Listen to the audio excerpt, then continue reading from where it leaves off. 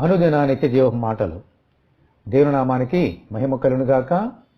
దేవుని వాక్యాన్ని చదువుకుందాము.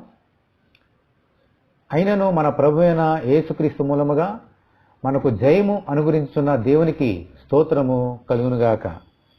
కొరింథీయులకు రాసిన మొదటి పత్రిక 15వ అధ్యాయము 57వ వచనం. ప్రతి విశ్వాసి యుద్ధభూమిలో ఒక సైనికుని వలె ఉన్నాడు. అనుదినము శరీరానికి ఆత్మకి యుద్ధమే. ఈ యుద్ధములో మన శక్తి చేత గాని జ్ఞానము చేత గాని జయము పొందలేం. మన ప్రభు అయిన యేసుక్రీస్తు ఈ లోకానికి వచ్చి పాపమును, ఈ లోకమును, సైతానును జయించారు. హల్లెలూయా. మనకు జయాన్ని ఇవ్వడానికి ఆయనే శక్తిమంతుడు, అర్హుడు. ఆయన యందలి విశ్వాసమే మనకు జయము కలిగించేది. ఇదే మన ఆయుధం. దేవునికి స్తోత్రము కలుగునుగాక.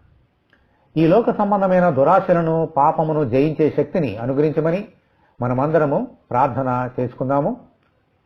ప్రభువా, మీ కొందనాలు తండ్రి. ఈ లోకాన్ని మా శక్తి చేత జయించలేం. మీ యందు విశ్వాసం ఉంచడం ద్వారా మాత్రమే ఈ లోకాన్ని మేము జయించగలం.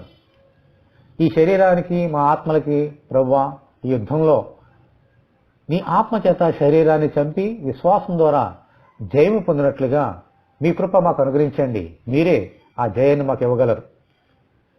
ఈ వాక్యం ఉంటున్న బిడ్డలందరికీ మాకును అటువంటి కృప దయచేయమని యేసు నామములో ప్రార్థన చేయించున్నాము తండ్రి. ఆమెన్. దేవుని కృప మనకు తోడేయునుగాక. ఆమెన్. పరిశుద్ధ దేవుని మందిరం.